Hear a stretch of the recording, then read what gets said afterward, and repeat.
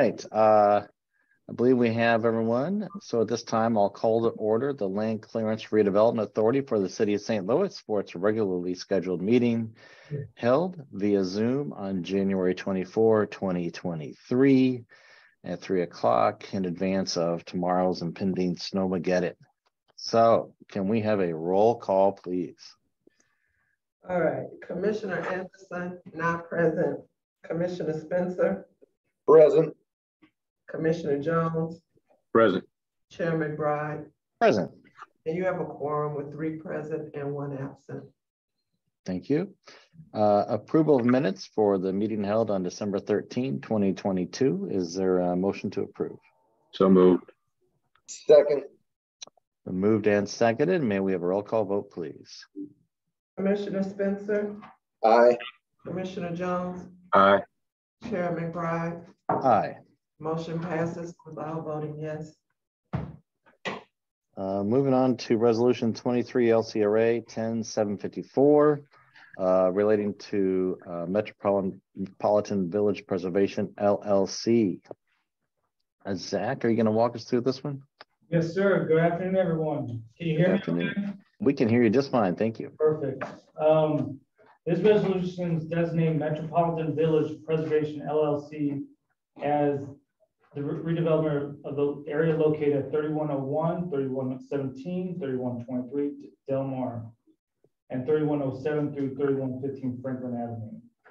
As you guys recall, this project was in front of you several months ago, probably 4 or 5 months ago. It was in and you passed and approved it for a 15-year tax abatement, 10 at 95 by 5, followed by 5 at 50. It has been passed by the ordinance 71573 by the Board of Aldermen on December 4th, 2022. So we're designating Metropolitan Village Preservation LLC as the developer of this location. We have 147 senior units at about $23 million of construction costs. Project scored 4.5 out of 5, just to refresh your memory.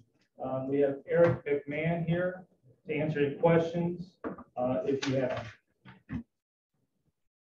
Yeah, thank you. Mr. McMahon, could you just give us an overview about where we are in the project?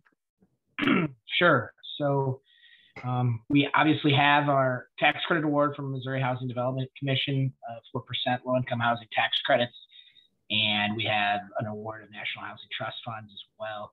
The project has been 100% bid out, and we are in the kind of final stages with our investor and lender. PNC is our investor. Redstone is our bond placement agent. And so we look to close probably in the next 30 days, waiting on MHDC to issue the firm commitment, which basically releases us to proceed. We actually had our bond kind of final inducement last week with the St. Louis City IDA. So we're kind of in the last 3 to 4 weeks of getting to closing and starting on the rehab. Very good. Any questions from the commissioners for Mr. McMahon?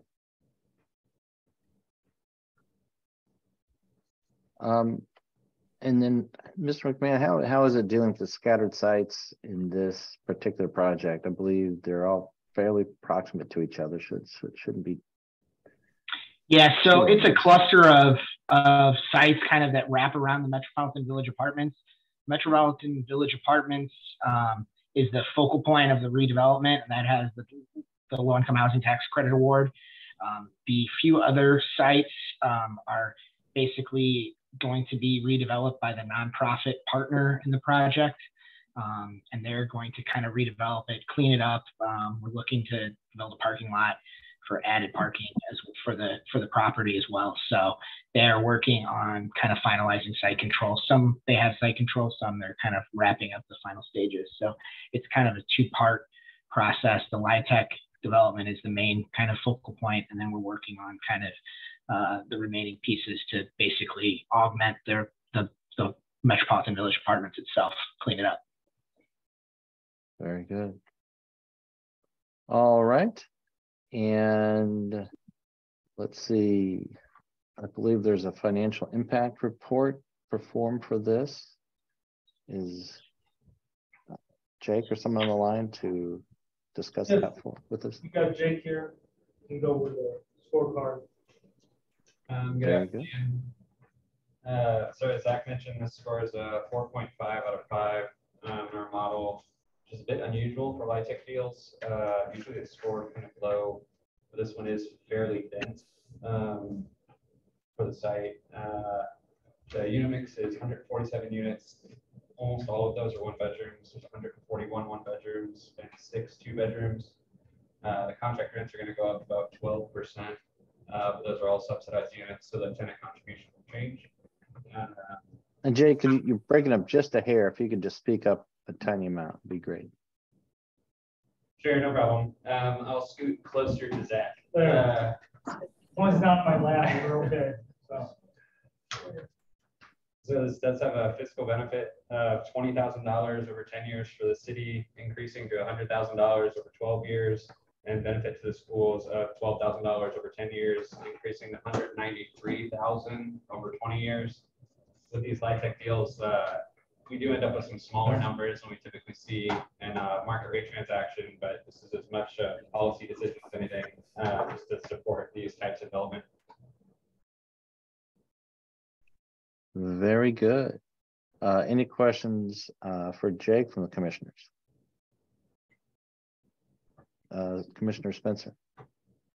Jake, I just want to confirm that the abatement that we have in this is very similar to the other LIHTC projects that we've done in the past, and it's pretty level playing field, and obviously the score is better because it's a rehab and there's already a development on the site. I think that's something to note, but just in general, just confirming that this tax abatement reflects the way that we've addressed similar LIHTC projects in the past. Yeah, that's correct. I think the 10 years at 90 followed by the 5 years at 50 has become kind of standard procedure for our LIHTC deals, and I believe it's actually becoming kind of codified even more moving forward. Right. Thank you. Anything else for Jake? And Jake, this has an MWBE impact of $2.5 million for minority-owned businesses and $1.2 million for women-owned businesses. Is that correct? Correct. That's our excuse me. That's our estimate based on the hard cost number of 10.3 million, 10.4 million, and so the minority and women-owned numbers are the 24% and 11% numbers. Very good. And Mr. McMahon, the full-time jobs, it looks like 4.5. Is that basically maintenance once this is fully online? Yeah, correct. That's an on-site manager, office staff, maintenance, and probably a porter half-time is what that mix is. Gotcha. All right. Any further questions from any of the commissioners on this resolution? Hearing none, I entertain a motion to approve resolution 23 LCRA 10754. So moved. Spencer, request a previous roll. Second. Been properly moved and seconded with a request for previous roll. Is there any objection to that request?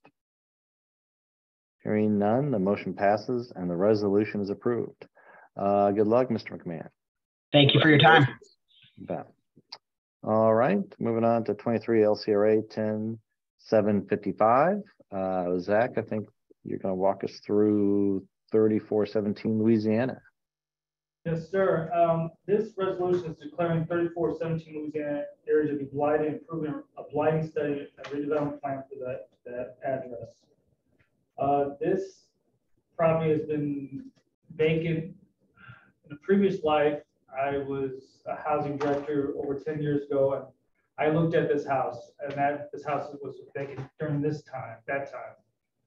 It was controlled by CDA/LRA at that moment. Lutheran Development Group has purchased the property. They're applying for gap financing through CDA to make this an affordable renovation for sale property for 8% AMI. Expectations on this construction cost will be about close to 400,000, a little under 400,000. It'll be a 3-bedroom, 2-bath. The addition to the side of it towards the back to make this building a little more marketable. Probably will be sold for $195,000. We are following the tax abatement map that we adopted. The map calls for 10 years at 75%, and so that's where, and the staff fully supports this project. All right, and it shows that the renovation costs are going to be just north of $397,000. Does that include the acquisition cost? Acquisition cost is $1. Okay, so yes, it does. Yes, yes, it does. Yes. Yes, it just shows how this kind of project, that this property would remain blighted and an eyesore and a problem property without this kind of attention. Because without this, they just continue to exist. The existing building was basically a one-bedroom house.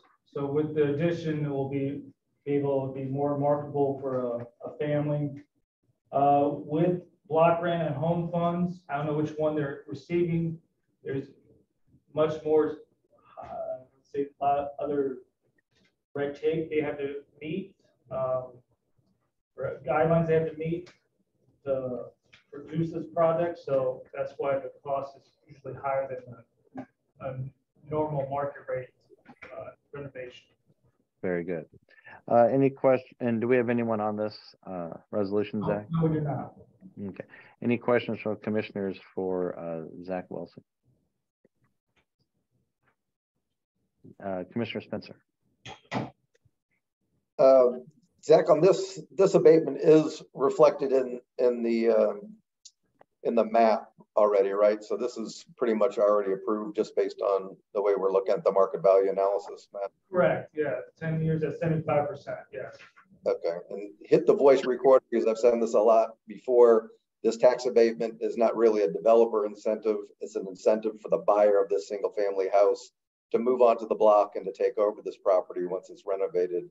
And with the CDA subsidy, you know, it's a really great combination. So good luck to the developer on this one. Correct. Like this, all CA projects and Habitat homes, this is basically making the home more affordable for the homeowner. Mm-hmm. Thank you. All right. Any further questions on this resolution? Hearing none, entertain a motion to approve resolution 23 LCRA 10755. So moved. Russ, previous round. Second, Spencer. Been properly moved and seconded with the request for previous roll. Is there any objection to that request? Hearing none, the motion passes and the resolution is approved. All right, moving on to 23 LCRA 10756. I believe that's relating to taxable industrial revenue bonds for the doorways project. Just a reminder, we're designating the developer, but they're also receiving industrial revenue bonds. We saw this project, step one of the designated developer with revenue bonds came before us last month. Just a refresher, it's 39 apartments. Project's $13.6 million. And project scores 4 out of 5. Mark Spikerman can speak on the industrial revenue part and the second step to this process. Mark, you there? Yeah, thank you, Zach. This is Mark Spikerman, Gilmore and Bell, bond counsel of the LCRA. As Zach said, we usually approve these type of projects as part of a two-step process. Your December resolution designated Elliott Place LP, which is an affiliate of Doorways, as the redeveloper and stated the LCRA's intent to enter into a taxable industrial revenue bond transaction to facilitate sales and use tax exemption on construction materials.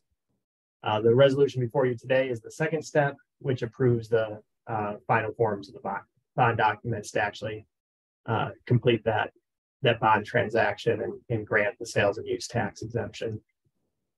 When we do these transactions for other projects, and same case here, The bonds are payable only from lease revenues made by the redeveloper. They're not payable from any taxes. And the developer has to give us data regarding the expenditure or the use of that sales and use tax exemption, so we can, again, further study how it impacts the city of St. Louis. That said, I'm happy to answer any questions regarding the resolution before you. Thank you. Any questions for Mr. Spikerman? Mark, have we received any final data from any other recipients of these taxable industrial revenue bonds? We did get a data point in the fall, and I don't remember the numbers offhand, but they were pretty much in line with what we'd seen previously, which is, 10% and under really being spent in the city of St. Louis. Under 10%. Yeah. Okay. Very good. And is there anyone from Doorways here today? No, there is not. Okay, very good. There are things pretty straightforward. And again, we talked about this project in detail last meeting, and it's I believe, a very meritorious project. If there's no other questions for Mr. Spikerman or staff, I'd entertain a motion to approve Resolution 23 LCRA 10756. So moved. Request previous row. Second. Been properly moved and seconded with a request for previous roll. Is there any objection to that request? Hearing none, the motion passes and the resolution is approved. Moving on to 23 LCRA 10757, relating to funding for Be Well Cafe Corporation. Now my agenda shows that Mr. Richardson is going to be presenting, but it has title of Executive Director rather than President. So we'll get that corrected. Yeah, it's all good. So I'm still ED for the LCRA board. So okay, very good. That's respected. So I appreciate it, Chairman McBride and commissioners for the opportunity to present today. This exciting resolution, which will authorize a grant agreement for $300,000 with Be Well Cafe to assist in its efforts to further economic development in the Hyde Park neighborhood. The building at 2027 Salisbury, where Be Well Cafe is housed in the Hyde Park neighborhood, and the two surrounding lots at 2029 Salisbury and 2030 Salisbury, and in the Salisbury redevelopment area, were previously owned by LRA and has been vacant for over 20 years prior to ownership being assumed by Mrs. Muhammad, and ultimately supporting the development of Be Well Cafe, a nonprofit organization with the mission to empower, create opportunities, and make a social impact by serving as a platform for new and aspiring food purveyors, creative entrepreneurs, and small business owners. It promotes business development, small business entrepreneurs, job training, and provides access to wholesome, healthy food in an otherwise challenged neighborhood and food desert. The new Be Well co-working space will be supported by the grant from LCRA to assist entrepreneurs with 3 challenges that Black and Brown entrepreneurs face. That's financial capital, human capital, and social capital. The Be Well Culinary Incubator will provide these entrepreneurs within the community itself an opportunity to determine what is culturally appropriate and marketable. Finally, the Be Well Farmers Market entails a partnership with small Black and Brown farmers, growers, and artisans to promote healthier ethnic diets, to provide the community with culturally appropriated foods, and fill a major gap by building a permanent farmers market pavilion. This will create access to staples and perishable food year-round. The pavilion will also be used for community outreach programs, outdoor family, and community events. As you all are aware, as the commissioners of the LCRA board, SLDC has been focused on economic justice. This project sits squarely along the Economic Justice Action Plan as we call for SLDC to concentrate our focus and our efforts in areas identified within the index map as Economic Justice Index 1 and 2 areas, which are the most highly distressed and underserved communities. And the Hyde Park neighborhood is designated itself as an Economic Justice Index 1. Further, the Economic Justice Action Plan calls for us to work with community partners such as Be Well Cafe to identify priority buildings for stabilization and redevelopment and support projects that meet community needs. Our neighborhood management team, led by Director Lance Knuckles, as well as our Project Connect team, has been working diligently in the 6 neighborhoods that are surrounding NGA. Hyde Park is one of those neighborhoods. They have been working together with the community, and they have uplifted this project as a key priority for them.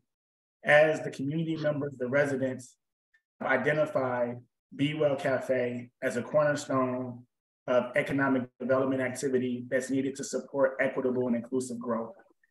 Be Well Cafe, this project itself, sits squarely among our 3 core pillars within the action plan: economic empowerment, neighborhood equitable and inclusive development, and neighborhood transformation. Through the redevelopment of this project, this grant will allow Ms. Muhammad and the Be Well Cafe to ultimately serve this community and the entrepreneurs in this neighborhood. As you all may recall, we received, LCRA received a grant, equitable grant contribution from Green Street Partners as a result of their McCree development. That $600,000 was approved for receipt by LCRA. $300,000 of that was received in December of 2022, and those funds will be utilized to support this grant effort. With that, I'll pass it over to Mrs. Muhammad to give a deeper overview of Be Well Cafe. Well, thank you, Mr. Richardson. This is great news to hear all of the accolades that's happening in our community. And I just want to take a moment to say thank you for the opportunity to present before the board today. The Be Well Cafe Artesian Eat and Drink Boutique is something that was developed as an outreach from the community. A little bit about our home. We are an incubator, market, co-working space, and will also be a community space in the pavilion.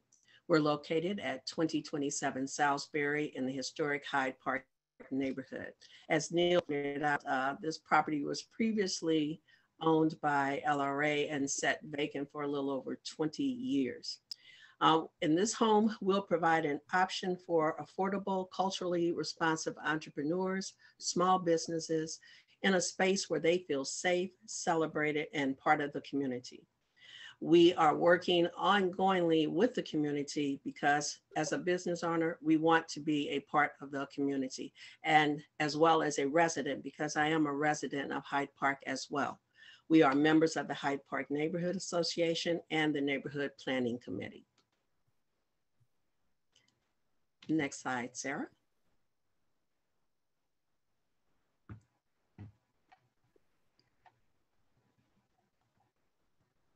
Next slide, Sarah. I believe the slides changed. Oh, not on mine. Here We're on we the slide go. that says our mission. Here we are. Yeah, so the mission slide should be up, Fatima. Our mission is to empower, create opportunities, and make a social impact. And we do that with an expanded concept of entrepreneurship culture. So we work at reinforcing the communities, strengthening the diversity, and working with and building spaces that are conducive to the residents in the community. We promote business development, job training, and provide access to wholesome, healthy foods.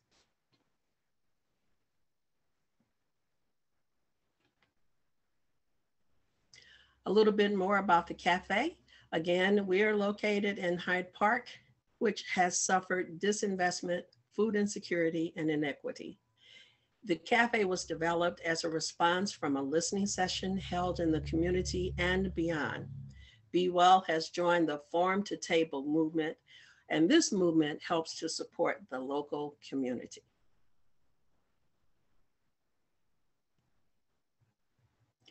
How will we serve the community?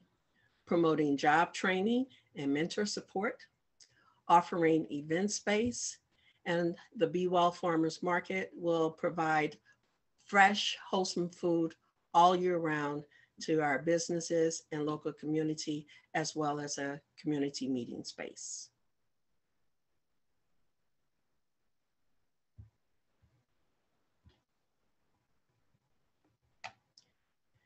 The Artesian Curated Market will operate on site, and it will be a market for creatives that are looking to more efficiently coordinate and co-create in a socially responsible environment while simultaneously serving their community. The Culinary Incubator is designed to provide small food businesses, food truck operators, food purveyors, all of those entities with an affordable certified kitchen space for food preparation and culinary training. The Urban Marketplace is a site of a boutique and urban style market that will be stocked by local food producers and artisans. The focus will be on employing and providing training for marginalized groups by partnering with organizations that work with disadvantaged, unemployable individuals.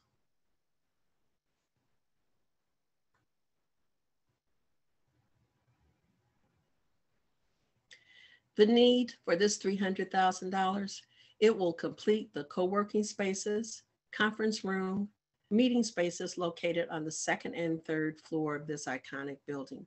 The anticipated opening dates for the cafe will be the spring of this year and the co-working space in the fall of this year.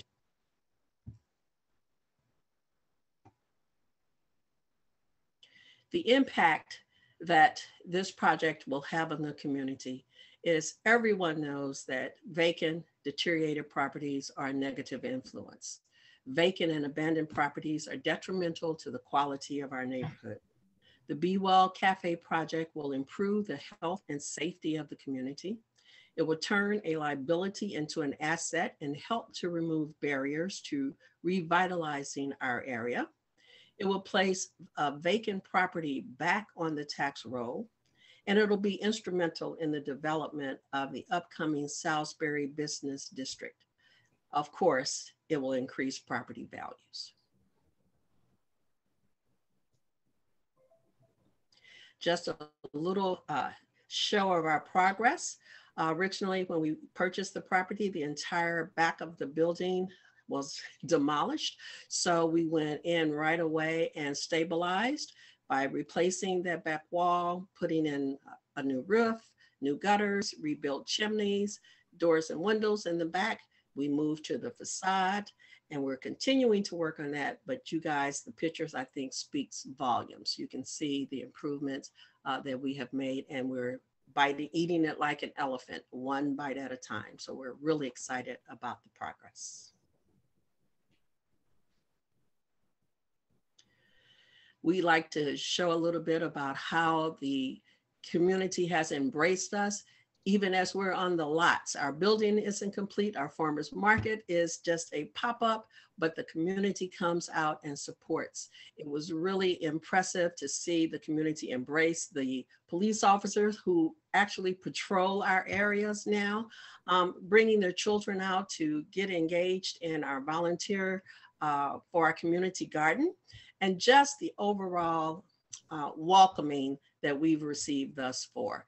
It says to me that this is what the community has been asking for, and they trust and believe that it's happening.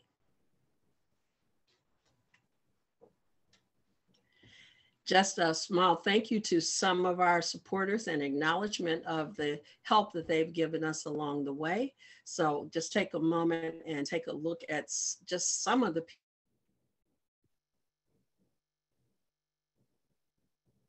All right, thank you, Ms. Muhammad. I think we lost her there. And we lost her at the end. Oh, yeah. There's a locked screen. Oh, it'll come back up. There you go. Am I here? Yeah, you're back now. You're back with us. Okay. I just want to say in closing that the infinite intelligence that gave me this desire leads me and guides me and has revealed to me the perfect plan for the unfolding of this desire. I know the deeper wisdom of my subconscious is now responding, and what I feel and claim within is now expressed in my outer world.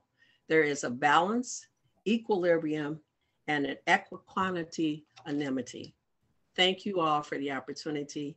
I look forward to serving you all coffee and lunch at Be Well Cafe. Thank you. Are there any other presenters on this, Mr. Richardson? I don't know if Director Knuckles or anyone from the Project Connect team is on the call. I don't see them on the icon in front of me. Okay. Okay. But again, I just wanted to acknowledge that this project has been listed as a priority for the area, but also a priority for our Economic Justice Action Plan. We received approval of about 16 projects through the SLDC board meeting last week on 16 key projects that we deem are key to accelerating economic justice forward. Because Mrs. Muhammad and the Be Well Cafe is Black-led, also supports a neighborhood that has been historically disinvested. We believe this project is right for this grant. And also the commitment and investment that's already come to date for this project, this $300,000 really allows them to complete this project. And that's an exciting function too. We're not providing a grant, so they didn't have to raise other capital to get this project complete. This gets them across the finish line and allows them to start their operations fully this year in 2023. So that's all I have today, Director Chairman McBride. I appreciate it. Thank you. Ms. Muhammad, now, is Be Well currently in operation? Or is it just not just, but is a market around outside the bit? The farmers market is held starting in May and it goes through October, and it is held outside. And then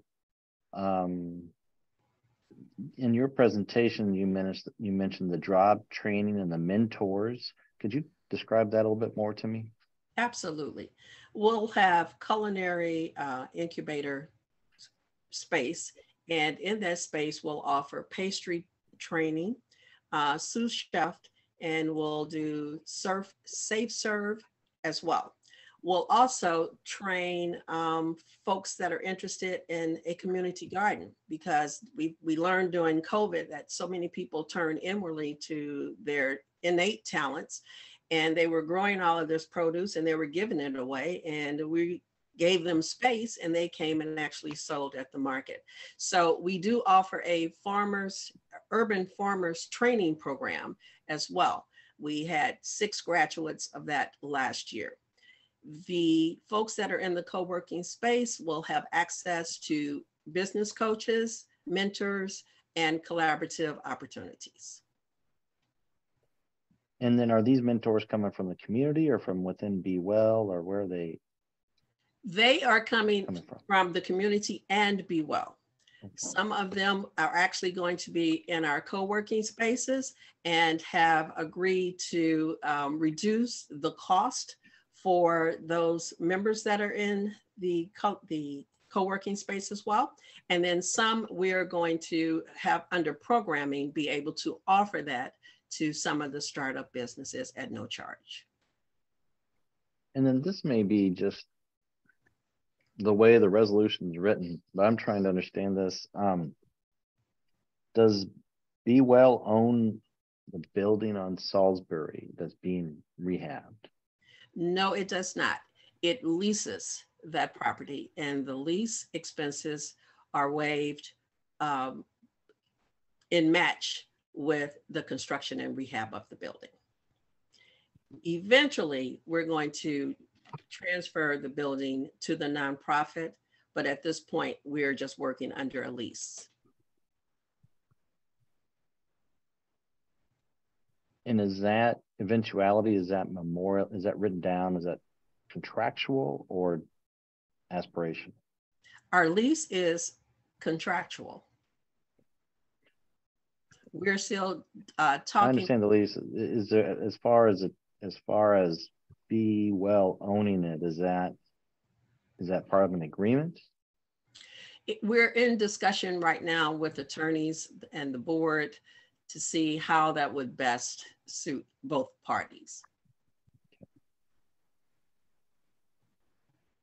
And who owns it? I do. Currently, you do. Okay, that's what I thought. Mm-hmm.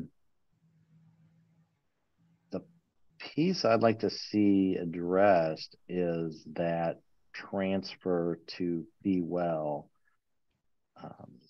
as part of all this. That's a part that gives me some pause. It doesn't sound like that's something that's, it sounds like it's already contemplated within what Be Well's mission is. Let me think on that. I don't know if any other commissioners had questions for Ms. Muhammad.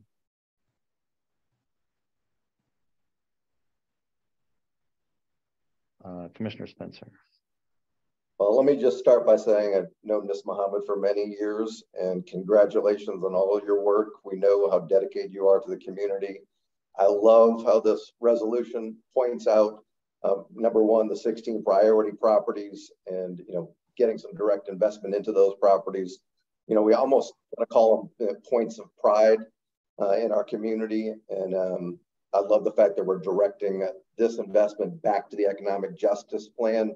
I think a lot of these resolutions could be supported through as well. But my question really is about the not-for-profit. As a not-for-profit, very cautious about situations like this, and I want to make sure that the structure is properly done so there's nothing that comes back later. So one of the things that I'd like to know is Be Well currently a 501c3? You have a board of directors, you have meetings, you have financials, you have audits, and those things have been reviewed by SLDC, and they're comfortable and confident with the operation separately as a not-for-profit to pull this off.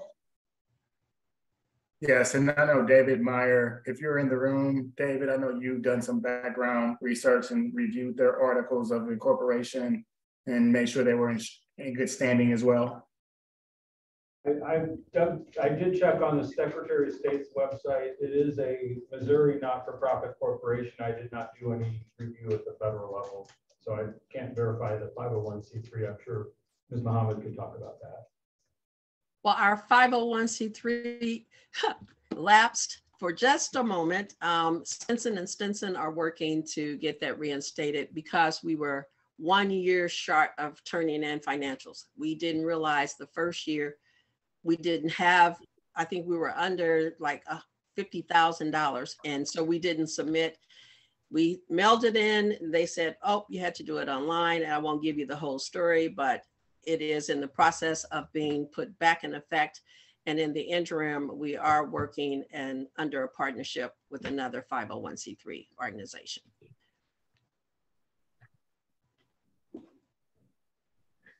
So you do have a board of directors? How many people are on the board and how often do you meet? And maybe some general background about the board.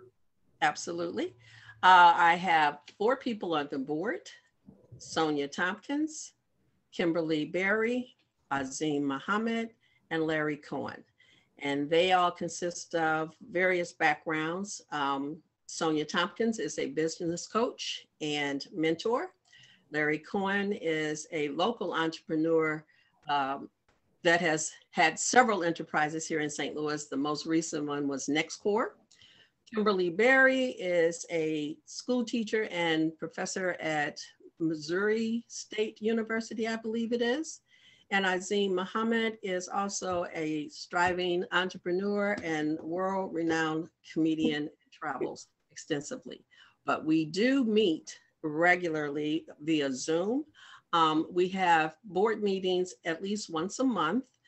They're not always very long because we're really just checking in as it relates to construction and whatnot. Larry does serve on the advisory board. And maybe SLDC's reps could give us a little bit more background on the $300,000. That's going for operations, or is it going strictly for the physical improvements, I think that's a really important part of this discussion too.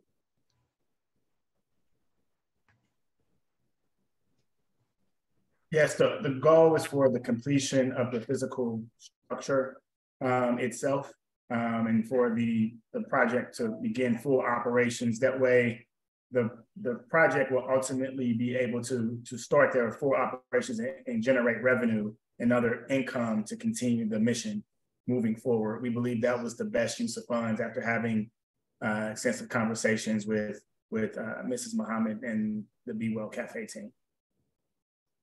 And what's your annual budget, Ms. Muhammad? 250,000. And do you feel like that's enough once you get the building renovated to cover your operations, your salaries, and what the mission is of the not-for-profit? I absolutely do.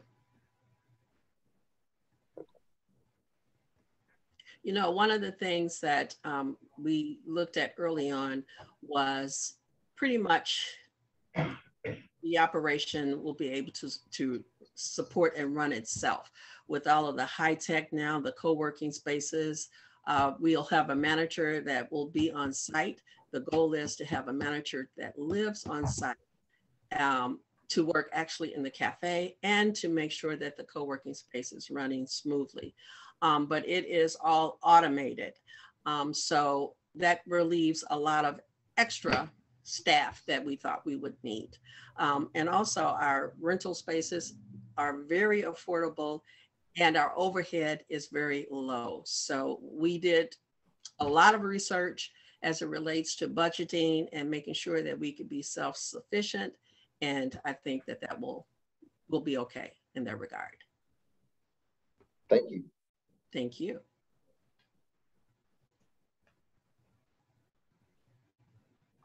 Do you have any questions, Commissioner Jones? No, thank you. I almost said no, Your Honor. You're gonna elevate me well beyond my position. This doesn't give me any pause, but I want to make sure that the temporary lapse of the 501c3 status, I don't think that impacts any ability for Be Well to receive this, but I wanted to verify that with staff. No, it does not. It's not contingent upon this grant being provided to a nonprofit organization. But what I will say is that we will continuously work together with Fatima and Be Well Cafe team to ensure that they get back in good standing as we seek to provide them with this grant. Yeah, I think that makes good sense. One thing I do want to do though is to me, this seems like it should be contingent upon Be Well owning the building.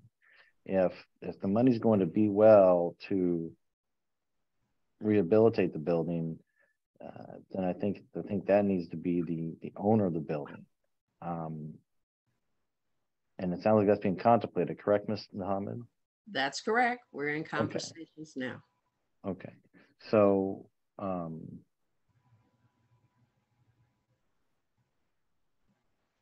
I'm just looking at the resolution as it's currently drafted here. So, David, is that something that can be captured in the grant agreement? I know within the resolution itself, it may or may not need to be amended, but maybe the grant agreement could capture it. Correct. Yeah, I mean, you can make it an explicit provision in your resolution, but the executive director is directed to finalize a grant agreement, and obviously we can make sure that is in the agreement as a condition of signature. Yeah. Okay. But and Chairman McBride, I'm sorry for interrupting, but at your discretion and the board's discretion, obviously, of how you want to frame it within the resolution itself and the authority that you want to grant. So again, we're open to receiving feedback from the board. Very good. Yeah, I would just propose an amendment to resolution 23 LCRA 1077, paragraph 1 of the requested action to make the grant contingent upon Be Well Cafe Corporation owning the property at 2027 Salisbury.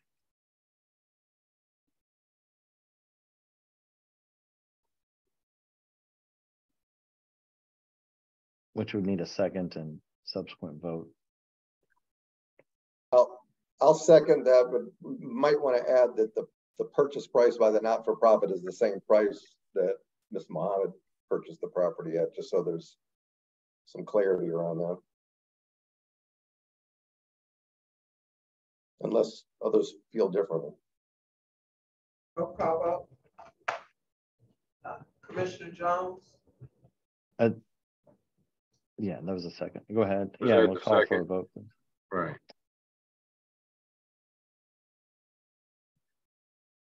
I'm sorry, Kennard. No, do you need a second? Yes. Yes. I thought Spencer was a second, but I'll second. All right, very good. So it's been moved and seconded that the Well would be the owner of 2027 Salisbury at the purchase price at which it was acquired. We have a roll call vote, please. Commissioner Spencer? Aye. Commissioner Jones? Aye. And Chair McBride? Aye. Motion passes with all voting yes. Okay. And then any discussion at this point? Hearing none, I entertain a motion to approve the amended resolution 23 LCRA 10757. So move. Request a previous row. Second. Properly moved and seconded. The previous roll has been requested. Is there any objection to that request? Hearing none, the motion passes and the resolution is approved. All right. Well, thank you and good luck, Ms. Mohammed. Thank you. Thank you. Really appreciate this opportunity. Very good. We're going to move on to resolution 23 LCRA 10758. And that relates to review from Baker Tilly US LLP. Zach, I think you're going to walk us through that. Yes, I will. Thank you, guys. This resolution is condoning usage of a new redevelopment project analysis and management process, including a community scorecard for projects over $1 million. Zach, you're breaking up just a little bit. Okay. Let me point. Sorry.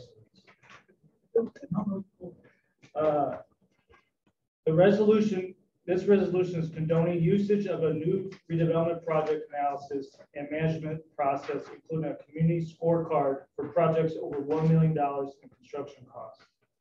So I'm going to give you a little background.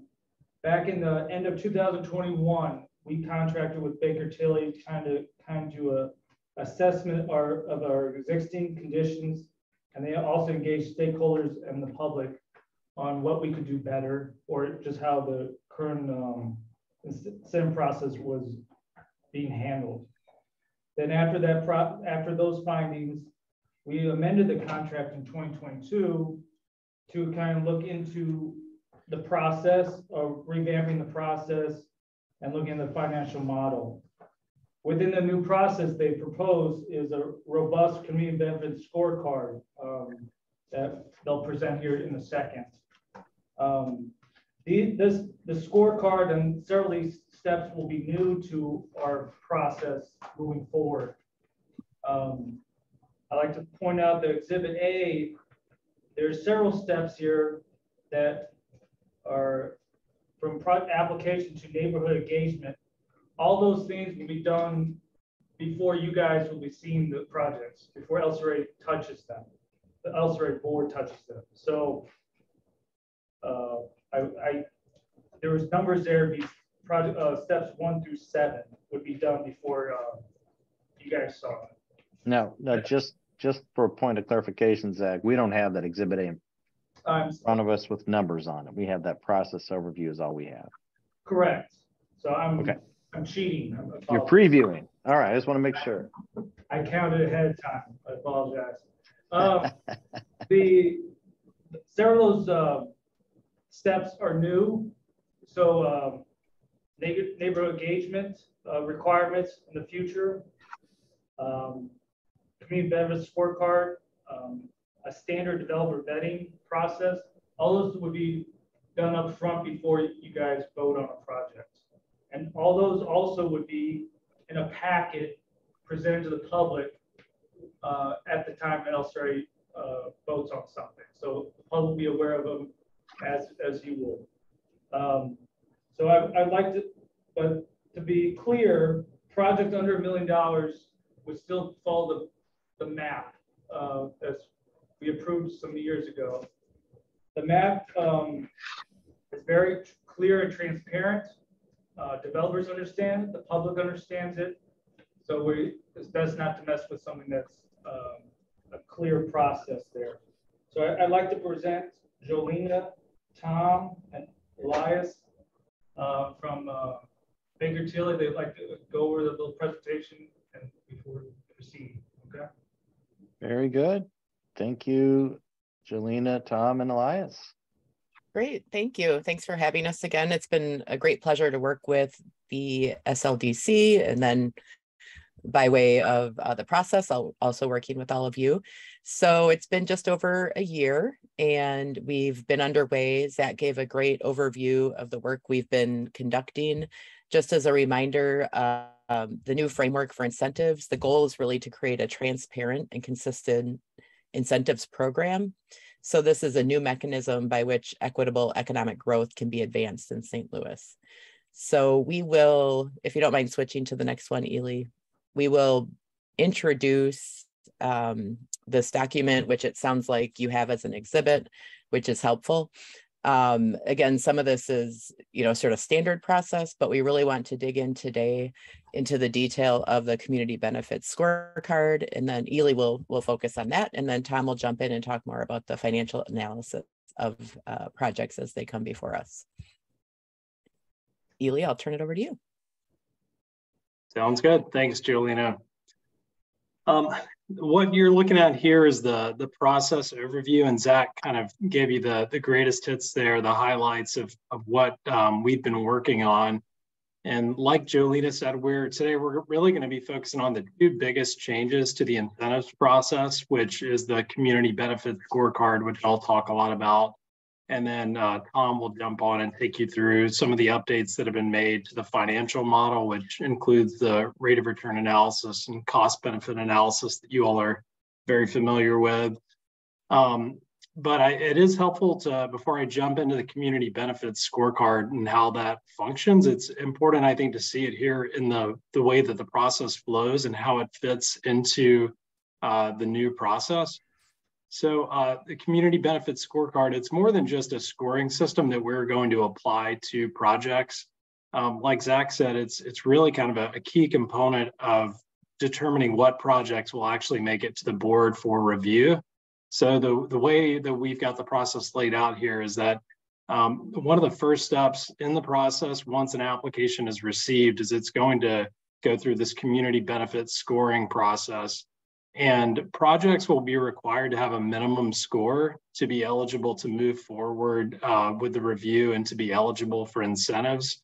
And I'll kind of talk to you a little bit more about how that scoring model works. But so there's really a critical component there, this go, no-go analysis that happens with the scorecard. And some of the other cities that we looked at, actually including Kansas City, looking at their model, the biggest flaw with their model was it really was just a scoring methodology that had no teeth to it. It really did not have an impact on whether or not a project would move forward. So that's a huge change, and it's something that makes this new process a lot stronger than some of the other ones that we've seen in other communities. So the first thing that I want to take a look at with you is the scorecard scoring tiers. So the way the process is set up is a project will go through the review process with this new community benefits scorecard. And based on the score that it receives, it will be eligible for different levels of incentives. So again, projects would need to meet a minimum score to even be eligible to move forward in the process and receive incentives. So that's a great way to kind of call out a lot of the projects that you really don't want moving forward. If there's certain types of development or in certain locations that you're not interested in providing incentives, this model will help screen those out. And then the second thing that it does, it provides an opportunity for developers to kind of go above and beyond and address additional community benefit categories to access a higher level of incentives. So projects in that top tier that you're seeing, tier 3, they'll be able to access higher levels of tax abatement for longer periods. So again, it acts not just as kind of that no-go analysis, but also encourages developers to include more community benefits in the way that they design projects, which is hopefully going to, over the long term, help shape growth. So you're not just screening out the bad projects, but you're actually encouraging projects to include more community benefits over time. And one more critical point to point out here is that these are ceilings, so it's not a threshold. So if a project is in that 40 to 49 score and is at the tier 2 for abatement, that's the maximum that a project would be eligible to receive. So that project would still need to go through the financial modeling. There would be developer negotiations and developer vetting and all of that. So a project is not guaranteed to get that level of incentive. It just means that they would have access to that level of incentive. So there's 3 different categories of scorecards that we've developed. There's a residential, commercial, and a mixed use model. And just for the sake of time, I'm going to flip to our mixed use scoring sheet. And there we go. So the mixed use scoring sheet actually combines most of the categories from the residential and the commercial scorecard. So this is just an easier way to view it.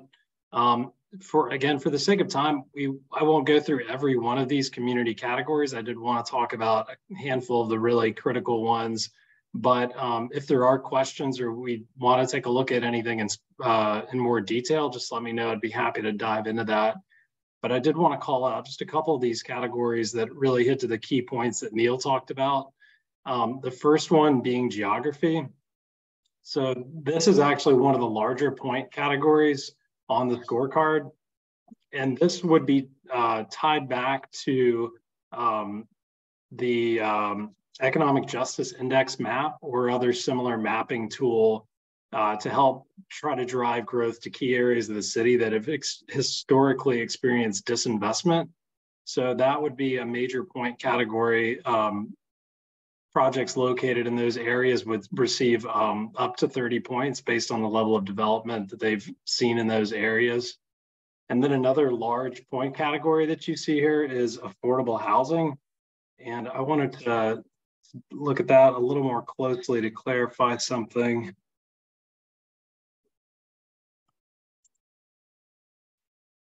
So the affordable housing category, it looks gigantic when you look at it at first. There's a total of 50 points that are available. And it's based on the percentage of units that would be included in a project and at the target median income. So typically most projects that you all would be looking at would be kind of in the 5 to 10 point category. You're not typically going to see a lot of projects that are including 50% or more of units at extremely low income levels. So I did want to clarify that because it looks like it's a kind of a gigantic category. But if you were to come across a project that really primarily focuses on extremely low income housing, that project would essentially automatically be eligible based on the way the points are set up here. But the idea is that most projects, if you can encourage them to include 10 to 20% of their units at 80% of area median income, they would be able to get some additional incentives there. There are a few other categories that I just wanted to call attention to. Specifically for commercial and mixed use projects, we've included categories related to the total number of jobs created, whether those jobs are considered quality jobs, which takes into account living wage standards and whether the jobs include benefits. There's additional points for specific target industries that have previously been identified by SLDC.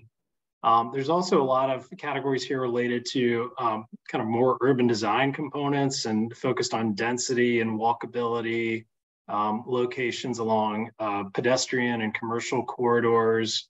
So that really, again, the idea here is that this will work as a growth shaper over the long term, where you can drive the type of development to the areas of the city that most need it. And I think it's important as we're looking at this to consider it as an evolving tool. I think you'll absolutely be making changes to this in the future. And I think we've just really designed it to be that way. One of the comments that came up quite a bit when we were doing our initial engagement efforts on this project was that there really needs to be a customized and tailored approach for each neighborhood of the city. And as the city continues to expand its planning efforts and develop neighborhood specific plans, I think it would be great to see versions of this adapted specifically for different neighborhoods. So you could actually, in the future, see a different scorecard for each community with different priorities. If you have a community with a historic commercial corridor and you really want to focus on commercial development, you could modify the scorecard for that. So again, it's really meant to evolve over time and to be able to come in and fine tune these different categories and the point system that's connected to them. So I just wanted to pause for a second and see if there's any questions on the scorecard component, or if there's any specific categories that we want to drill into before we look at the financial model. Yes. And if staff had any additional comments they wanted to add as well. Let me take Commissioner Spencer's question first, and then the staff has comments.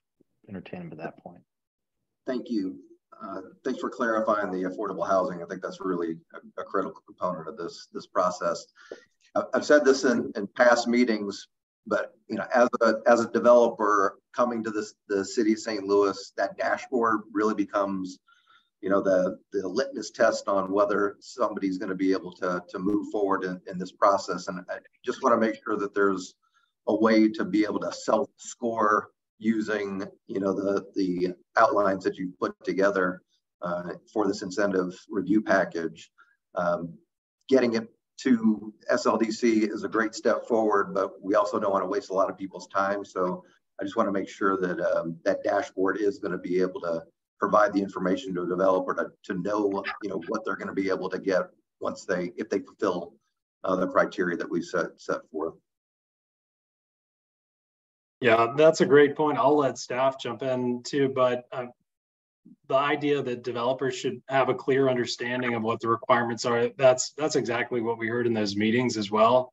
And that's really how we've tried to design the scorecard, where it's very easy to understand, and a developer can take it really at the early stages of a project where they're still developing the concept of the project, and sort of pre-score to see what they need to do to be successful. And when you kind of joke about it, you almost want a developer to try to game the system, because the more they try to game this, the more community benefits you're going to get. So absolutely agree. And we definitely hope that developers use this as a tool to shape their projects so they can access more incentives.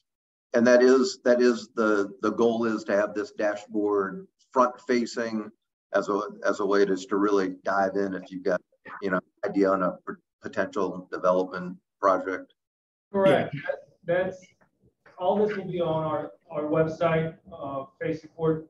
You kind of just scroll down a couple pages, so show the depth of each category. It kind of goes into detail each category and tells you what we're looking for. Great. So the developer it kind of slaps them in the face exactly what we're looking for. So, so this is what we're projecting to the public and developers out front, so they know what we're looking for. So that's excellent. What a great step forward. This is great to hear.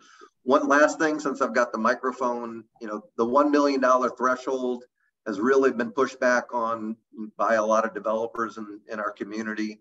I think personally it's too low to kick in this entire process. I wondered if that's something that the LCRA could address, or if that is a city wide mandate or it's an SLDC mandate. Inflation and price and costs have obviously gone up a lot. My last project was $240, $263, and $335 a square foot. So at $1 million, I'll have to build a structure that's 5,000 square feet or less, and that doesn't include my cost to find the land or the building to even do the work. So I'd like you to address that too, please. I can only do one step at a time here, Commissioner Spencer. So that is basically the $1 million is for compliance with minority compliance and prevailing wage. So that's something we might have addressed in the future. But as of right now, we're tying the scorecard because those are the marks of those two categories that kick in when the project comes across our desk. So I get it. I just think that when you look at $1 million as the threshold, you're really, you're making it disadvantage the smaller contractors to go through the process to bring money in, to bring investment back to our city, because you've got to meet so many criteria, which I know will be part of the presentation. I totally agree with you. I understand. Like you saw before, a couple houses, if you go through CDA there, do 2 or 3 houses, you'll be over $1 million. So houses actually. So that's what I understand your point, and I think there'll possibly future discussions moving forward on that. Thank you. And similarly, I'm sorry, then raise my hand. Go ahead. On matters. Sorry, thank you, Chairman McBride. But Commissioner Spencer, I think to your point, though, as the under $1 million project map has been approved and codified through the Board of Aldermen, we want to go through a similar process with this full community benefit scorecard and the new policy that LCRA will be adopting to have it codified within and recognized as the standard practice and approved by the Board of Aldermen as well. So we've vetted this with the full Board of Aldermen, President Green's office, the mayor's office. They've had comments. Their comments have been reflected in the scoring. And so our goal is to be able to have an approved process by the Board of Aldermen as well. So when we send these projects over to the full board, they will know that the analysis is transparent, has been done consistently, and presented in a manner that's leaves out of any ethical challenges, and is really just about the process and the policy to give some clear and transparent confidence to the development community and also to the public that we have a process that is consistent. Thank you. And I think also one update that we are considering, and I know the staff is continuing to work through, is that the application process will move to an online process. Historically, there was a spreadsheet that was completed, and the incentives team has done an amazing job of reviewing those on a case-by-case basis, but being able to streamline and have an online application where a developer can enter that information. And then we have a community benefit score that is then being able to be announced publicly and shared on the dashboard in a transparent manner. So as it comes before the LCRA board, not only will the commissioners and the developers and the SLDC staff have an understanding of what was scored and the rationale behind it, but also the public. And I think just continuing to build that public confidence and trust through the incentive process is necessary. Some of the more proprietary information you'll find on the performance for some of these projects may not be shared, but the community benefits and the rate of return analysis to ensure that they're meeting the but-for test will be shared in a very public forum, in a public manner. So I just wanted to make sure that that was articulated as well during this call. Thank you. Thank you. Anyone else in the staff have comments, as was invited by Elias, I believe? Nope. Again, I don't have the benefit of the subsequent slides to what's in front of us, but I had a question about the environmental remediation. I mean, we have some projects that, let me back up. Are there exceptions to these maximum points possible in extreme situations? Go ahead. Well, you go ahead, Zach. Sorry. Usually with the environmental remediation, there is other categories that the project would score well in.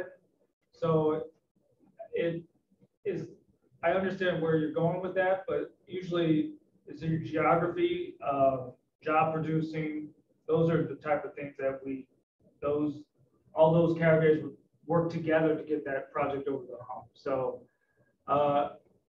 at this point in time, we do just give a 5, but as projects come through our office, we'll kind of see how everything scores, and from 6 months to a year from now, we can adjust these scores, thinking what might be lower, but at this time, we're comfortable at that level.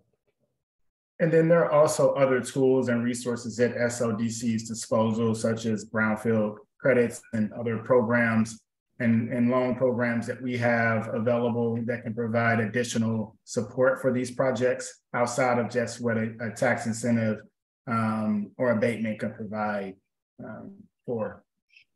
Okay. And then what was there were 2 points for outside funding. What was the intended definition of outside funding? Yeah, and I'll try to find that slide while I'm talking, but the point of that category is to try to encourage developers to seek federal grants or state level grants to fund a project as well. So not simply relying on SLDC to make up a funding gap. So just trying to provide some incentive there. Okay, but not like a bank or anything. Okay. No, it's really primarily focused on grant funding. Gotcha. And it says 3 points there. Oh, you caught an error on it. It should be 2. Now you know how the staff feels. Every once in a while, I catch them. And then evolution and modification was mentioned. What is that baked into this somewhere, or is that just subsequent actions by this board? There will be subsequent actions by the LCRA board as neighborhood plans are adopted across the city. We want to ensure that, we understand we have a template, a foundation that we're starting from, but every neighborhood may have different desires about what they want to see. And so being able to modify that scorecard to meet the needs of that community, and then ultimately revising that scorecard for those particular neighborhoods would have to come back before this board also. So that's something that we are working through to add more customization to it to fit the needs of every neighborhood, and not just look at it on a broad strokes. And it also incentivizes developers to help them understand what the community is looking for. So if they're looking for more mixed income units, or they're looking for more commercial space with quality jobs, those scores can be adjusted to attract the type of economic development activity that those neighborhoods want to see or incentivize.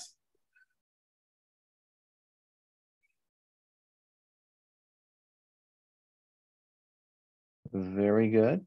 All right, Elias, is there more? That's it on the community benefits scorecard, but I will hand it over to Tom so that he can talk a little bit more about the financial model update. Oh, and before we do that, on the scorecard, that's being scored by LCRA staff? Yes, it is. And what role were our we call them project managers, the new roles that we have for each? The new neighborhood managers? Neighborhood managers. Yeah. What role will they have in that piece of the process, if any? So there is a couple components here. I would say with the community benefits scorecard, understanding as neighborhood plans are adopted, like what's happening in Project Connect, being able to provide some feedback to the incentives team around that and modifying the scorecard as needed. But then also a key component of this is neighborhood engagement. You'll see that further down in the process on Exhibit A. The neighborhood engagement piece is ensuring that there's community input for the proposed project. So meeting with the neighborhood associations, if there's one present, or also engaging with the residents.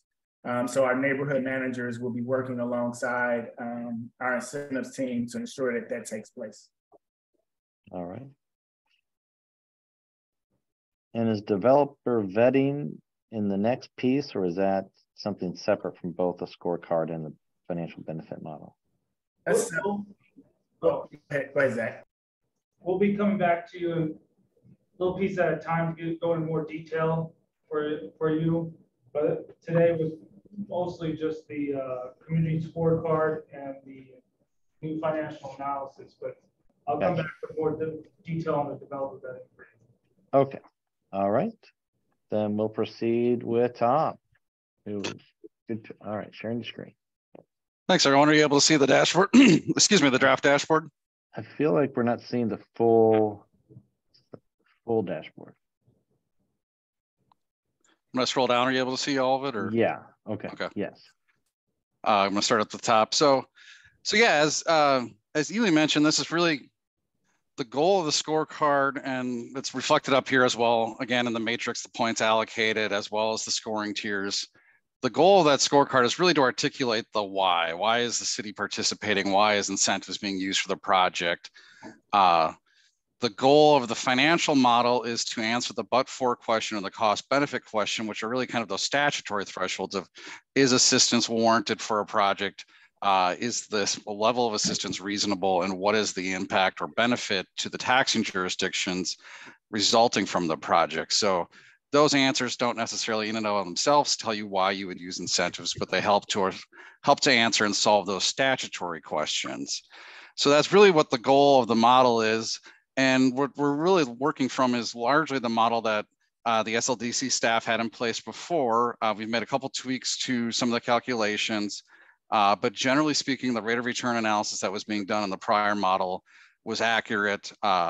And we're going to be maintaining that same calculation and those same thresholds and comparable projects or comparable return benchmarks that was previously being used.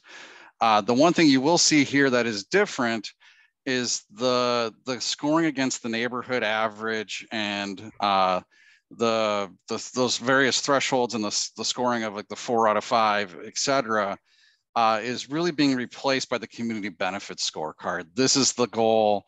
The goal of this is to focus that why question.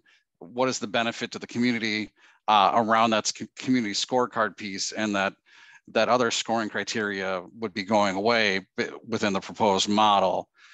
So again, this is the dashboard. You see summary information. This is all kind of sample project information that's been plugged in just to show kind of proof of concept in the illustration. But you would have the same traditional sources and uses for the project, the same summary of impacts that you're familiar with seeing before, the same rate of return analysis. And then we've got the new scorecard information up here. And then we've kind of simplified the benefit calculations to the city and the school district to being the net new revenues to the city and the net new revenues to the school district for varying periods of time. And these do account for substitution effect on retail sales, earnings and payroll taxes, as well as the cost of the incentive going to the project. So these are the net new revenues that would be resulting from this hypothetical project over a 10, 15, and 20 year 10, 15, and 20 year period, with this hypothetical project having scored 41 points and being eligible for a 90% abatement for periods 1 through 10 and a 50% abatement for the period years 11 through 15. And then over here, this is that same kind of information in that chart broken out on an annual basis, showing the annual tax impact to the school district. Currently, this property had this level of taxes being generated as a result of the abatement, and the abatement being a 90% abatement. There would be a small uptick in property taxes during that first 10 years. And then when the project flips to a 50% abatement, you can see the significant increase in annual taxes that would be generated by this project. and then a similar number for the school or for the city, very nominal baseline taxes, an increase due to the 90% abatement period, and then a significant increase when the abatement period flips to 50%. If you were to continue this chart out for the next 15 years, you would see both these lines effectively doubling in size as the abatement ended and the property was fully on the tax roll. So a lot of the model that's being created is similar to what was being previously calculated. Most importantly, the developer rate of return analysis is still the same. Again, it's worth pointing out that the scorecard creates maximum ceilings, but it does not guarantee this level of abatement. That analysis is done by staff really on the basis of this rate of return analysis. Just because a project qualified for 10 years at 80% or 10 years at 90% and 5 years at 50 does not necessarily mean it would be receiving that if that wasn't also borne out in the rate of return analysis. You know, if that rate of return with that full and available incentive was significantly above the median or outside the high end of that range, that would give staff the ability to negotiate and settle for a lower level of incentives than maybe the scorecard allowed. So that's still where that analysis and that negotiation is still going to be done within the model, much in the same way it was being done before. So it'll be very familiar to staff and to each of the board members as it relates to those investment thresholds. So that's really where that but-for question, and as well as where that cost-benefit question come into play and where they're being answered. But again, the big question is the why. The use of the incentives is really being formulated and solved for through the scorecard matrix as opposed to the prior scoring formula. Thank you, Tom. Any questions from the commissioners on the financial benefit model? Commissioner Spencer. Sorry, I lost you. I was, my computer battery died. It told me I had 10 minutes, but I had about 30 seconds. So sorry if I missed part of the presentation. But one question is, what was the rate of return that you determined was acceptable to receive the abatement? At one point, I think it was like 4 or 5 or maybe 6%. And I just want to make sure I'm clear on what we're going to be looking at here. You mean it's a maximum? Yeah, well, a range or the maximum. Yeah, we're really proposing that the prior existing ranges that were being used by SLDC staff within the existing model, the RERC model, are source for development return ranges. A lot of that methodology we carried over and still used within this new model as a basis for making that rate of return or the need for assistance question. So right now, this project, and based on the area it was in, had a proposed range that had a low end of 6.7 and a high end of 9.2 with a median of 7.9.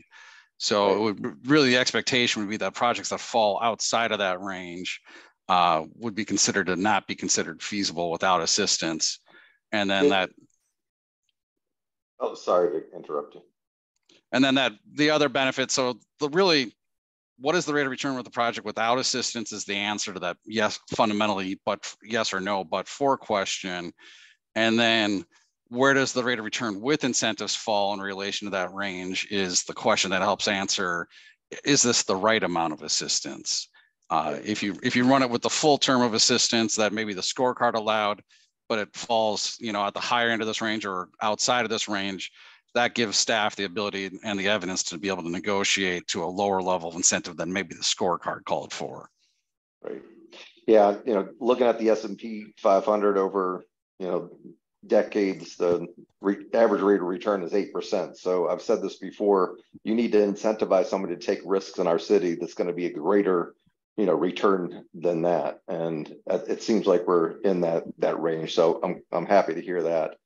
The other part of being a commissioner and looking at these reports, just making sure that we do capture the sales tax and mixed use and commercial development. Make sure we look at the payroll taxes, the personal property taxes, and all the other ways that the city benefits from us bringing new investment into our city. And I'm not sure if you you were, I'm not sure if you went over that in more detail, but I think it's really easy to look at the property taxes, and I think that's where a lot of people's view of this process goes, and it's warranted. But there are other, components that are looked at, on the SLDC level that are also a benefit to the city. Yeah, so that information as it relates to like payroll taxes and sales taxes is summarized in the summary of impacts, which is the chart similar to what you've seen on prior projects.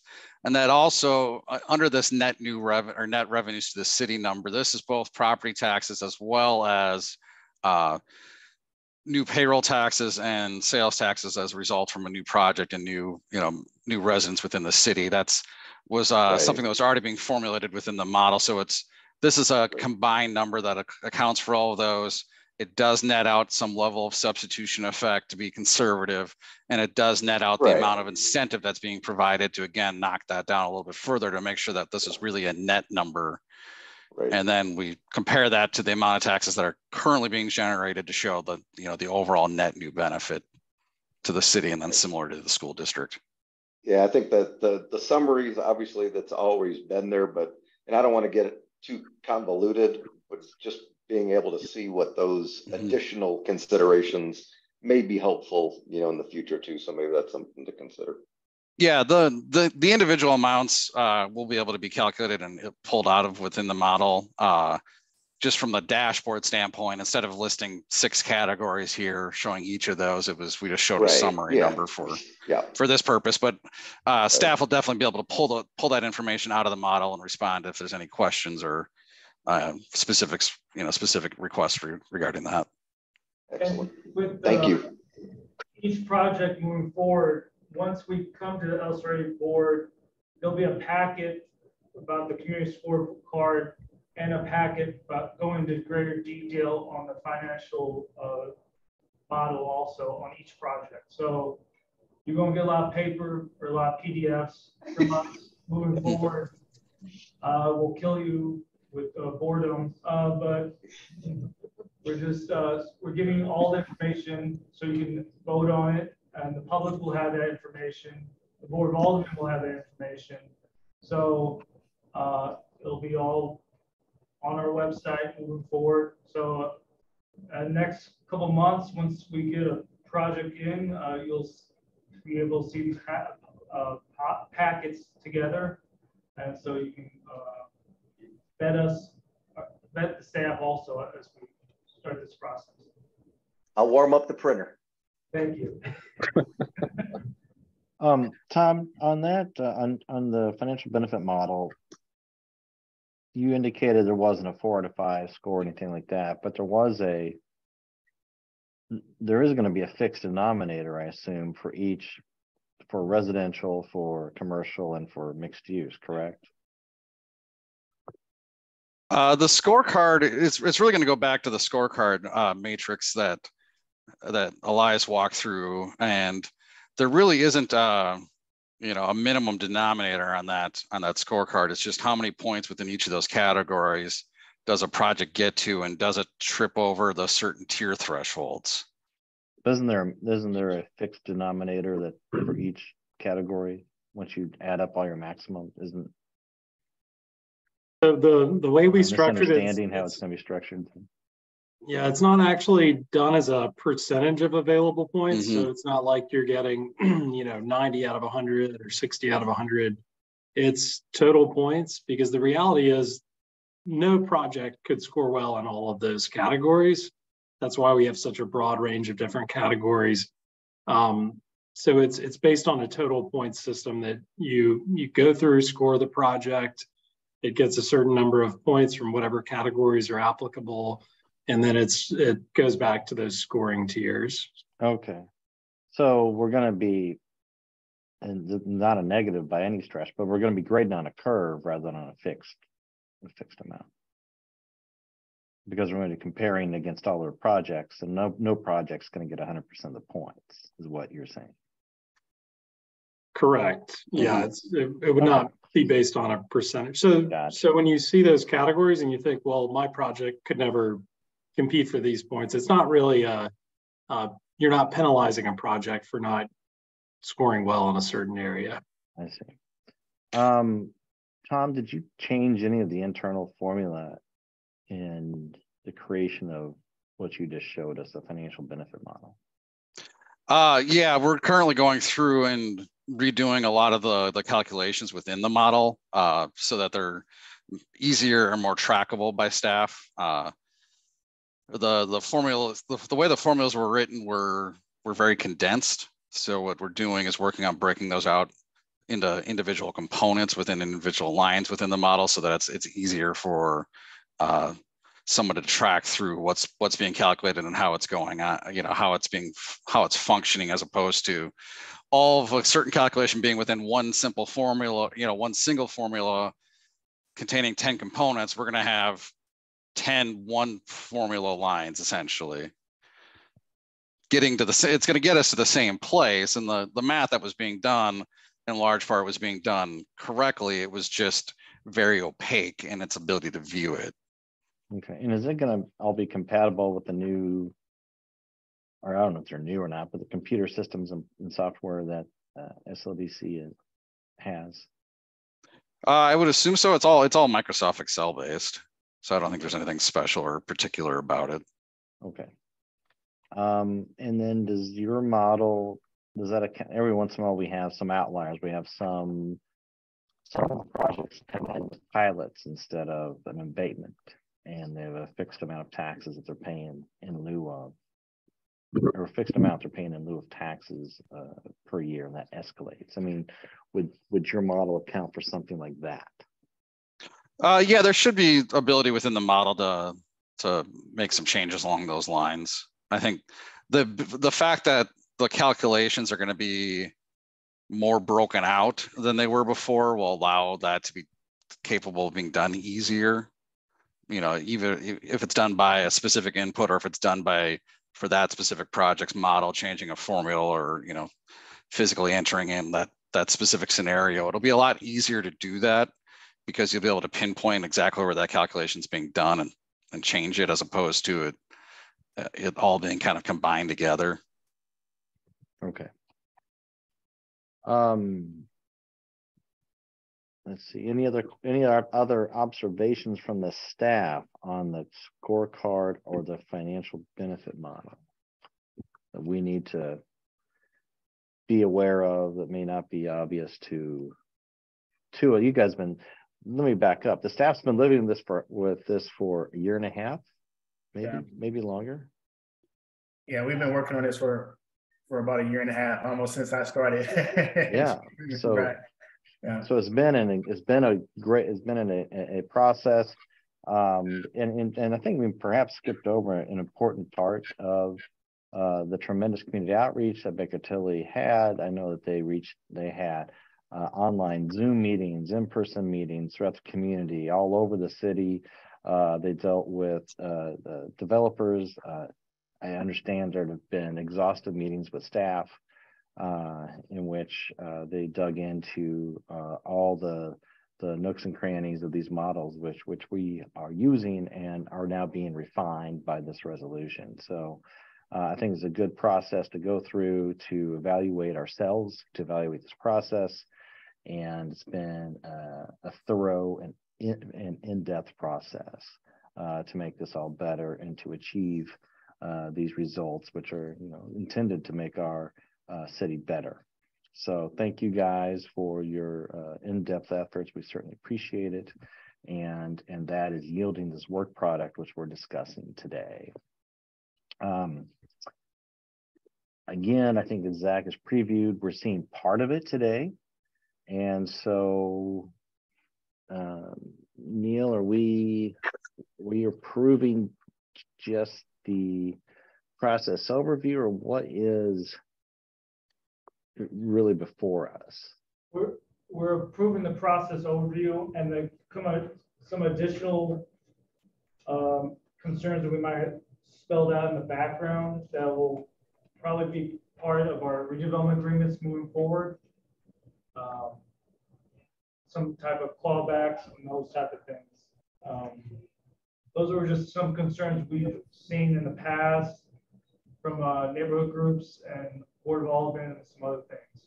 So that's why they're addressed in the resolution. And so we're not seeing those today, if I understand this correctly. We'll be seeing those at a later meeting. Some are commented in the background. Redevelopers will expect to submit project costs, development costs for the projects. See items I through V. I through V, 1 through 5. I don't know. Yeah, thank you. We're not Romans, so I don't know Yeah. what we call it. Okay, so that in addition to what I'm calling the single page process, or that's correct. Yes. Give me 1 second to go through that. And those items were not really 1 through 5 are not really Baker Tilly items. Those are items we came across as we discussed things with outside groups. While I'm looking at this, could the Baker Tilly staff kind of explain, in addition to what I just summarized, I believe there's some understanding that Baker Tilly also audited other cities' processes. Would that be accurate? Tom or Jolena or Elias? Yeah, I don't know if audited would be the right word, or if we're thinking about two different things, but developing the draft scorecard, we did look at other cities, and a big one that we looked at and we actually spoke with their staff was Kansas City, the advanced KC plan, and they have a similar scorecard model that they developed, but again, there's some pretty substantial differences that I think we improved on, and I thought it was perfect timing when we were developing our draft ideas for the scorecard is actually the same time that they were beginning a review, about like a 1-year review of their process. So we came in at a perfect time to be able to, figure out what they were doing well, what they weren't doing well, and improve on it. So again, I don't know that I would necessarily call it an audit, but we definitely did a pretty deep dive with their staff on their current model. Yeah, and theirs was very much a pass-fail scorecard. And I think the beauty of this is, when you talked about all the public input and all the outreach, that's really the outcome of this, and the scorecard and the categories and the pointing is really a result of that. So this is really something that's specifically been tailored to the current needs of St. Louis, and it has the ability to be adjusted as those needs change over time. So it's really something that's been tailored specifically to the needs of the community. Yeah, we did some benchmarking up front, might be the term I would use rather than audit, and did some review of different communities. But I feel like, to Tom's point and Neely's, we definitely have developed something specific to this community, and also other communities out there I think are going to have interest in what you've done, because I think there's a great need for this type of work. And so you're in some ways a forerunner, I think, to this type of process. And in this, and I use audit just to make you guys really nervous. Yeah. Do we have independence? yeah, right. The benchmarking and the review of the other processes. Because as I understand, there are a lot of these large projects which are going to be in competition with other cities, correct? And have you seen that in this evaluation that you're performing?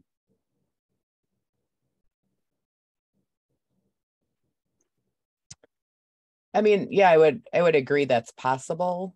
I don't know that we came across, I don't know, Ely or Tom, I don't think we weighed them against other communities necessarily. Yeah, go ahead. I've been saying Elias and not Ely, so that's either one is fine. Yeah. Primarily what we were looking at is other communities that had some sort of a community benefits scorecard or sustainable development scorecard. So, looking at those factors, communities that were looking at more than just capital investment or job creation as factors of reviewing projects.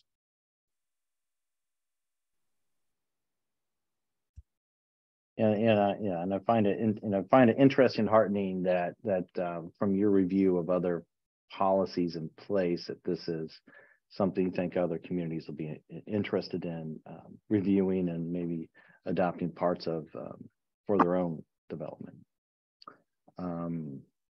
Anything else on that front? Because I think that part really intrigues me. I don't know if you had any amplification of that at all. Well, I think, oh, go ahead. You go ahead, Jelena. I was just going to say there's a increased demand for transparency, you know, especially in cities that have incentives programs at all that, you know, have a lot of different neighborhoods that may be considered for investment.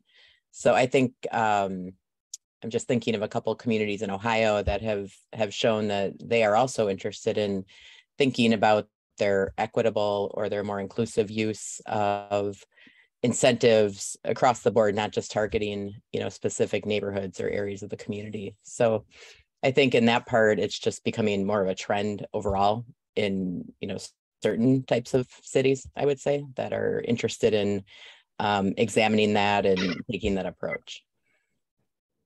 Very good. Thank you.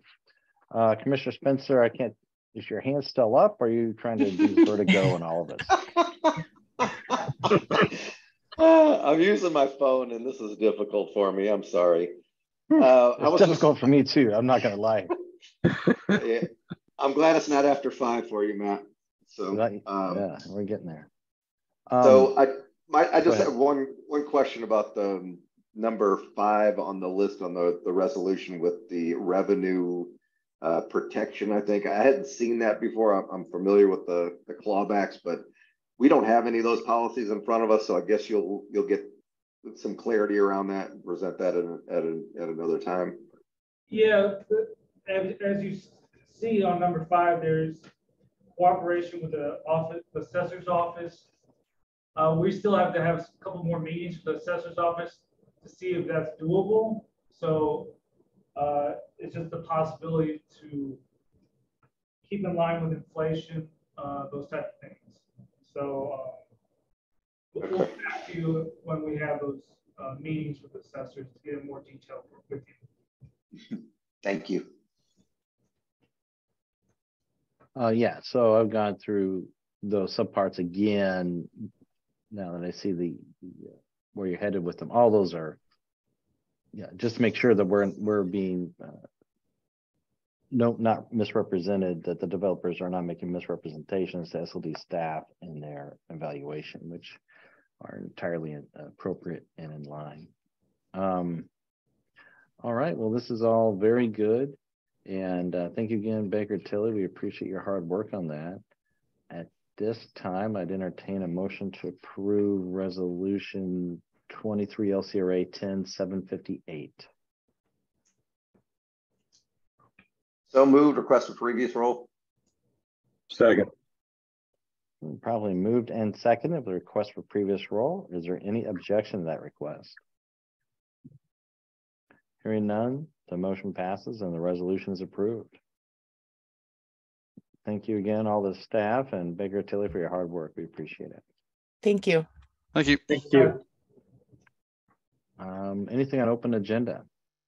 Yes, Director McBride, I would like to just make a couple quick statements and give an update to the LCRA board and really thank the commissioners here, Chairman McBride, Commissioner Jones, Commissioner Spencer, for all of your hard work on helping us move forward on advancing the economic justice action plan. I think the plan is already starting to pay dividends as we have been starting to activate it with the Northside Economic Empowerment Center opening earlier this month. And at the ribbon cutting, the mayor announced the board bill 111 was signed into ordinance that was approved 28-0 by the Board of Aldermen for the economic justice package, which was $93 million, not just being received by SLDC, but also Affordable Housing Commission, CDA, Department of Human Services, the Building Division, as well as Slate. But I would like to call your attention to a couple of line items that were approved within that board bill. The first is the Proactive Development Fund. So LCRA has a responsibility for clearing land and making it available for redevelopment. right? And so as that purpose, we want to be continuously working strategically to identify sites for land assembly, to be able to attract large-scale development, as well as to advance economic development activity in areas that have been historically underserved or disinvested. And so what you'll be seeing come before you in the future are potential redevelopment project opportunities, or even stabilizing some of our formerly held LRA property that can be transferred to LCRA for full redevelopment and marketing for redevelopment. And so as we are reorganizing ourselves to shift LRA is from just a vacancy standpoint, but from an asset-based thinking of how do we start to stabilize those commercial and residential sites and make them more attractive for development. LCRA will be working more strategically, leveraging those proactive development funds that have been received, as well as other resources in order to achieve our goals around economic justice. Another piece of that, of the economic justice action plan, was the incentive scorecard, which you all were a part of today and approved that resolution. And then tomorrow, LRA, at the LRA Commission meeting, they will be presenting new programs that will open up LRA once again for redevelopment and for private developers to acquire those sites. So just as LCRA board and commission, you all play a critical role to the overall success, not just of SLDC, but the city of St. Louis overall. Just wanted to keep you abreast as things continue to move forward. We will want to be more proactive in development. And so as we, again, continue to have these conversations, there's going to be strong decision points that each of you will make about the future of economic development in the city of St. Louis. So again, I want to appreciate your time and look forward to continue partnering with you. Thank you, Neil. We appreciate it. We appreciate all the leadership that you've brought to SLDC and LCRA. Anything else from the commissioners on open agenda? Hearing none, our next meeting is scheduled for February 28, 2023. At this time, I'd entertain a motion to adjourn. So moved. Second. Properly moved and seconded, and time for everyone to get their bread and eggs in preparation for the snow.